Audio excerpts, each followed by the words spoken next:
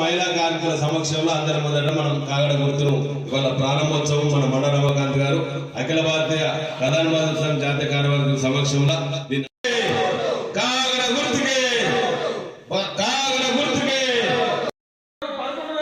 వచ్చేసిందని అనుకుంటున్నాం కాదు. వాటి ద్వారా ఏదైతే బొగ్గుగని కార్మికులు ఉన్నారో వాళ్ళందరికీ అవి సాధించడం కోసం ఆలోచిస్తున్నారు. ఆ కమిటీల ద్వారా ఆ మిగిలిన చర్చల ద్వారా మిగిలిన సమస్యలు ఏవైతే దేశంలో ప్రభుత్వ రంగ పరిశ్రమల లోపల ఎక్కువ వేతన పెరుగుదల సాధించింది మన లక్ష్మారెడ్డి గారితోనే మనకి స్వాతంత్రైంది. దాని తర్వాత రెండోది ప్రావిడెంట్ ఫండ్ అందరికి కూడా తెలుసు. సార్ విషయాలన్నీ కూడా మన అధ్యక్షులు కూడా మాట్లాడతారు. కాబట్టి నేను చెప్పేది ఒకటే, భారతీయ మజ్దూర్ సంఘం అనేటువంటిది ఒక నిబద్ధత, భారతీయ మజ్దూర్ సంఘం అనేటువంటిది ఒక నిబద్ధత కలిగినటువంటి వ్యక్తులు, స్వార్థం లేకుండా పనిచేసేటువంటి కార్యకర్తలతో ఉండేటువంటి నాయకత్వం వహిస్తారు. మన దాంట్లో ఎక్కడ మీరు చూడండి, ఏదైతే నిబద్ధత కలిగి నిర్ణయం పనిచేస్తుంది అందరూ కూడా పనిచేసే కార్మికులే, ఉద్యోగం లేని వాళ్ళు ఆ దాంట్లో పనిచేయకూడదు. ఇది మా నిర్ణయం. ఎందుకంటే కార్మిక సంస్థల వాళ్ళకే తెలుస్తాయి. సింగరేణిలో గుర్తింపు కార్మిక సంఘం ఎన్నికలు 7వ దఫా ఎన్నికలు డిసెంబర్ 27వ తారీఖున జరుగుతూ ఉన్నాయి.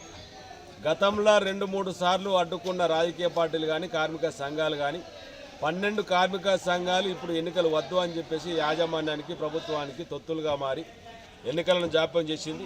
ఇవాళ సింగరేణి కోల్ మైన్స్ కార్మిక సంఘం బిఎంఎస్ ఆధ్వర్యంలో కలిసి వచ్చిన కార్మిక సంఘంతో ప్రజాస్వామ్య పద్ధతిలో ఎన్నికలు జరపాలని చెప్పేసి సింగరేణి కోల్ మైన్స్ కార్మిక సంఘం చేసిన కృషి ఫలితం ఇవాళ డిసెంబర్ 27వ తారీఖు నాడు ఈ బొగ్గు పరిశ్రమలో సింగరేణిలో గుర్తింపు కార్మిక సంఘం ఎన్నికలు జరుగుతూ ఉన్నాయి. ఈ ఎన్నికలలో భారతీయ మజ్దూర్ సంఘ్ తరఫున గతంలో 98 నుంచి ఇప్పటి వరకు పోడగొట్టిన కార్మిక సంఘాలు హక్కులు ఏవైతే ఉన్నాయో, కార్మిక హక్కులు ఏవైతే ఉన్నాయో, పరిశ్రమకు సంబంధించిన పరిరక్షణ ఏదైతే ఉన్నదో వాటన్నిటిని కూడా 98 నుంచి ఇప్పటి వరకు సాధించుకున్న ఈ పోడగొట్టిన అన్ని కూడా మనం సింగరేణి కోల్ మైన్స్ కార్మిక సంఘం బిఎంఎస్ ద్వారా అనేక హక్కులను కూడా తీసుకొస్తాం.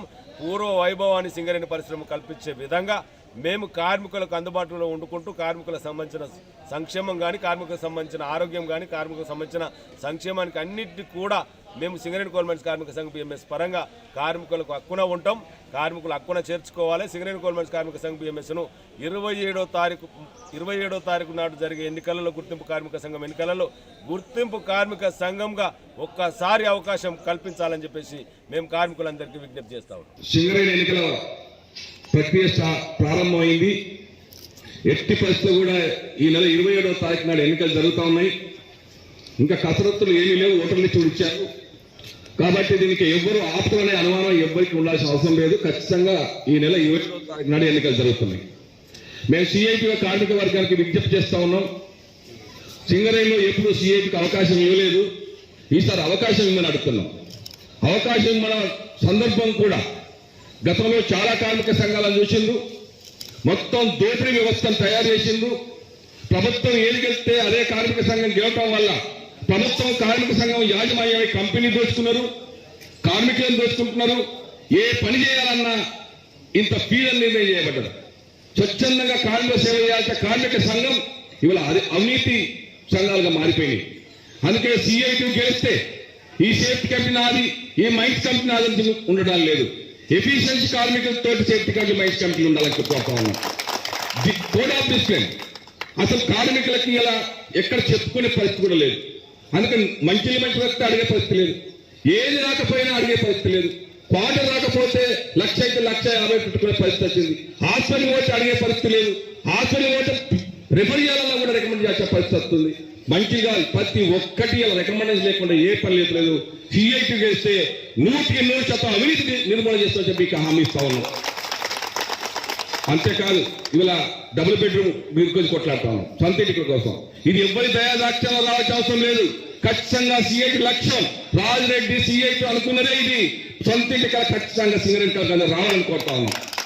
దానికి కేసీఆర్ ముఖ్యమంత్రి ఉన్న దాకా చెప్పిండు, రేపు రేవంత్ రెడ్డి గారు గద్దెకెత్తారు. ఏమి అందరి ప్రభుత్వాలు ఉన్నప్పుడు మీరు RTC colony, NGOs colony, police colony, ప్రతి కంపెనీకి ఒక కాలనీ పెట్టింది కదా. సింగరేణి కాలనీకి ఇల్లు వద్దా? సింగరేణి కాలనీ పిల్లలు పుట్టరా? సింగరేణి కాలనీ దిగిపోతే మాకేమైనా డబ్బులు వచ్చేస్తే మేమైనా కోటీశ్వరులా? కనీసం 100 గజాలు కొనుక్కునే భూమి ఇచ్చే పైసలు కూడా ఇలా పెరిగిపోయినాయి, విపరీతంగా రేట్లు పెరిగిపోయినాయి. అందుకే రాబోయే ప్రభుత్వానికి కూడా మేము చెప్తున్నాం CIT గా, మేము కేసీఆర్ గారు రేవంత్ రెడ్డి గారికి కూడా ఇలా బహిరంగ సభలు నేను మెమోరాండం ఇచ్చేసిన. అయ్యా సింగరేణి కాలనీకి సంబంధించిన సొంత ఇంటికల గురించి ప్రకటించండి, మా బినామీ పిల్లలు మార్చండి, 35-40 సంవత్సరాల వయసులో చేయండి. ఆఖరికి మంచిలు కూడా మాకు అసలు మా రొచ్చు వాటర్ కంటే డ్రైనేజ్ వాటర్ తాగుతున్నాం, దానికి ఇటు రాని చెప్పుకోవాలి.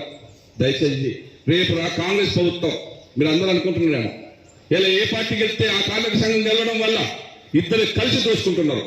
రెండో తీర్పే ఉండద్దు. కోట్లాడే స్థానంలో సింగరేణి కార్మిక పక్షాన ఉండాలి, ఎప్పుడు ప్రతిపక్షం ఉండాలి. అందుకని మాకు అవకాశం అంటున్నాం. రేవంత్ రెడ్డి గారు వెంటనే మీ మంత్రివర్గం విస్తరణ అయిన తర్వాత సింగరేణి కాలంలో ఎన్ని నియోజకవర్గాలయో అన్ని నియోజకవర్గాలు మిమ్మల్ని గెలిపించింది కాంగ్రెస్ వాళ్ళు. మరొకసారి మళ్ళీ మిమ్మల్ని గెలిపేయాలంటే ముందు మా కోరిక చిన్న కోరికలు మీ ప్రభుత్వం కూడా ఇచ్చేది ఏం లేదు.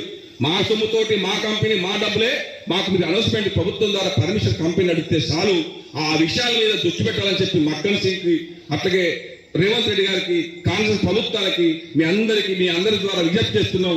ఒకవేళ వీళ్ళు కూడా ఇవ్వకపోతే వీళ్ళ పేరు కూడా మనం ఖచ్చితంగా పోరాటానికి సిద్ధమవుదామని చెప్పి మీ అందరికీ హామీ ఇస్తా ఉన్నాం.